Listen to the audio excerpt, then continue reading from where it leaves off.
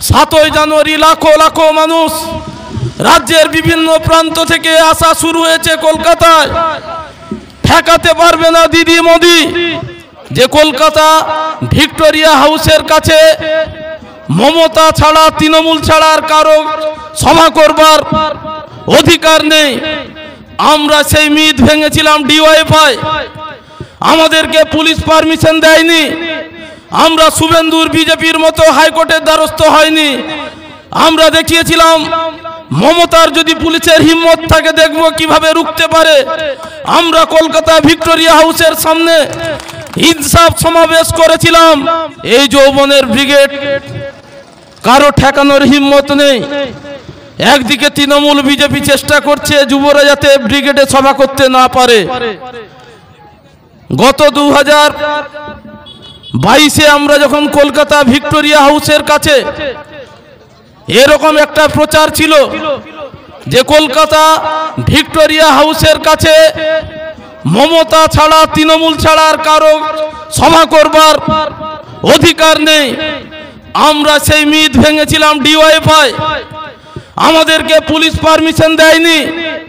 আমরা শুভেন্দুর বিজেপির মতো হাইকোর্টের দ্বারস্থ হয়নি। আমরা দেখিয়েছিলাম মমতার যদি পুলিশের হিম্মত থাকে দেখব কিভাবে রুখতে পারে।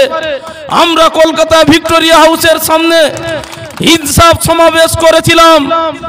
মিডিয়াকে দেখাতে বাধ্য হয়েছিল, তৃণমূল কংগ্রেসকে বাধ্য করেছিল। সেদিন কলকাতাকে অচল করে আমরা ইনসাফ সমাবেশ করেছিলাম। 7ই জানুয়ারি লাখো লাখো মানুষ রাজ্যের বিভিন্ন প্রান্ত থেকে আসা শুরু হয়েছে কলকাতায়। ঠেকাতে পারবে না দিদি মোদি। আমরা বলতে চাই 3রা নভেম্বর থেকে ইনসাফ যাত্রা 22শে ডিসেম্বর শেষ হয়েছে। এই ইনসাফ আসলে আনিস খান তার হত্যা, তার খুনের ইনসাফ চাইছি আমরা। আলিয়া ইউনিভার্সিটির ছেলে প্রতিবাদে গর্জে উঠত, তৃণমূলের অন্যায়ের বিরুদ্ধে শিরদাঁড়া টান করে মাথা উঁচু করে প্রতিবাদে সামিল হতো।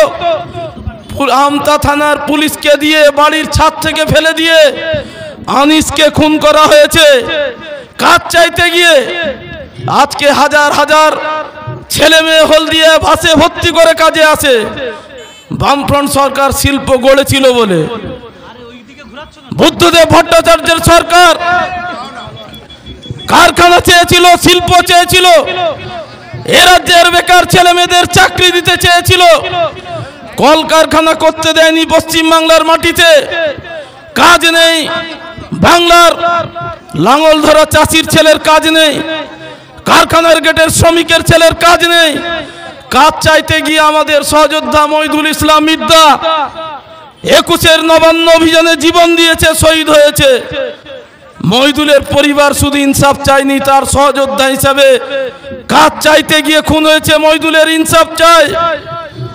ছাত্র সংসদের গণতান্ত্রিক অধিকার প্রতিষ্ঠার দাবিতে কলকাতার রাজপথে সুদীপ্ত গুপ্তকে জীবন দিতে হয়েছে। আমরা স্লোগান দিয়েছিলাম, তুই দেখেছিলি লাল সূর্যের আলো, তুই চেয়েছিলি রক্তে রাঙা ভোর, প্রতিবাদী কণ্ঠে ছিল তোর গান। চিহ্নিত তুই, তাই তো মরণ তোর। সুদীপ্ত গুপ্ত জীবন দিয়েছে, কিন্তু লড়াইয়ের মাঠ থেকে ছাত্র যুবরা পিছু হটেনি। স্বপন কলেকে আন্দুল প্রভু জগবন্ধু কলেজে পিটিয়ে পিটিয়ে এই তৃণমূলের বর্বররা খুন করেছে। একদিকে ছাত্রদের গণতান্ত্রিক অধিকার, তার জন্য সংগ্রাম, পশ্চিম বাংলায় বেকারদের কর্মসংস্থান, চাকরি, কাজ, তার জন্য যুবদের সংগ্রাম। এই অবিরাম সংগ্রামের যাত্রায় অনেক সহযোদ্ধা, অনেক মায়ের কোল খালি হয়েছে, কিন্তু আমরা জয় ছিনিয়ে আনবো। রাত্রি যত গভীর হোক, যে বামফ্রন্টের আমলে নেতা মন্ত্রীরা চোর ছিল, যারা হলদিয়ায় প্রচার করে বেড়ান, আজকে হলদিয়া তৃণমূল নেতাদের কত নাম বলবো, শ্যামল আদক থেকে ওদিকে যতই তৃণমূল কংগ্রেসের নেতা সব পেট ভরেছে। আর তৃণমূলের দিদির প্রিয় আস্থাভাজন ছিল শুভেন্দু অধিকারী, হলদিয়া থেকে এপিজিকে তাড়িয়েছে। 2012 সালের প্রাইমারিতে যত নিয়োগ হয়েছে, অধিকারী পরিবার কাঁথিতে টাকা গিয়েছে। নারদ স্ট্রিং অপারেশনে বান্ডিল বান্ডিল টাকা নিয়েছে, সে আজকে সততার প্রতীকের বিজ্ঞাপন দিচ্ছে। শুভেন্দুই লড়ছে, আর কেউ লড়ছে না। আরে পূর্ব মেদিনীপুরে যত পার্টি অফিস দখল বামপন্থীদের, যত মিথ্যা মামলা, যত টাকা লুট, যত তোলাবাজি, তার নায়ক কে? শুভেন্দু অধিকারী।